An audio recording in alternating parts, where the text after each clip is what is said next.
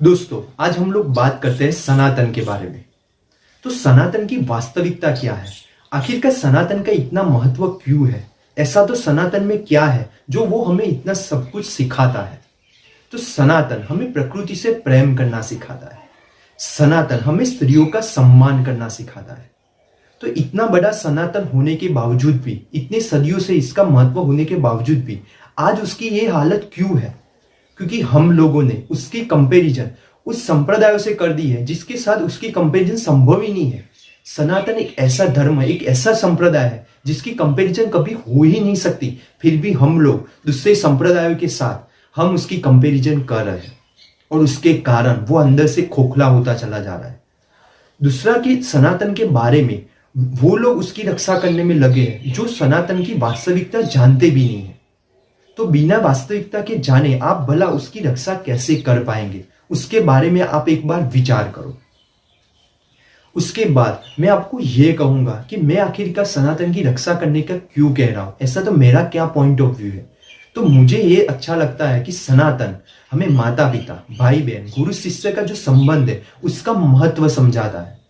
बाद में स्त्रियों का कैसे सम्मान किया जाए वो हमें सिखाता है। प्रकृति से कैसे प्रेम किया जाए वो हमें सनातन सिखाता है, जो मुझे दुनिया के किसी धर्म और किसी संप्रदाय के मुझे ये नहीं सिखा पाया, जो मुझे सनातन सिखा सकता है।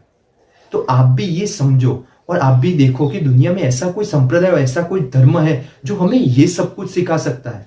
आपके जो भी इष्ट देव है वो एक तरफ है, लेकिन ये जो सब कुछ है जो आपको इंसानियत के नाते जो करना चाहिए, ये कौन सिखा सकता है आपको?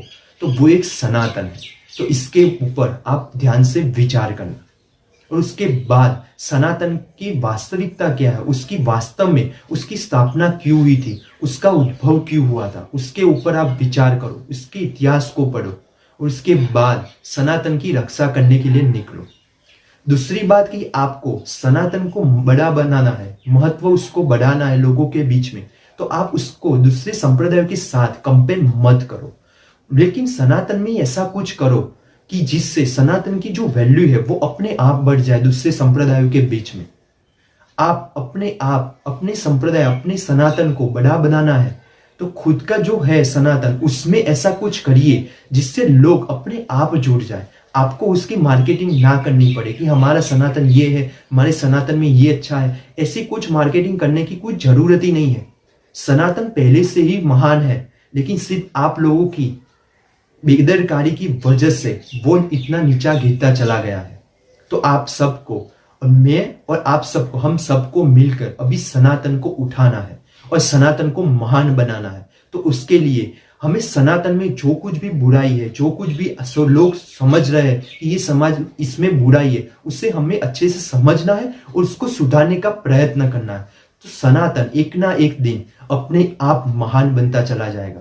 उसके लिए लोगों को समझाना नहीं पड़ेगा कि आप हमसे जुड़िए, लोग अपने आप जुड़ जाएंगे, क्योंकि लोग अच्छे से समझ पा रहे हैं कौन सा संप्रदाय अच्छा है और कौन सा संप्रदाय बुरा है। सिर्फ फर्क है तो उसका जो महत्व है वो समझाने की।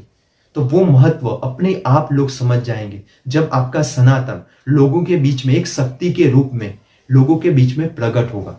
तो आइए मिलकर हम चलते हैं सनातन को महान बनाने के लिए।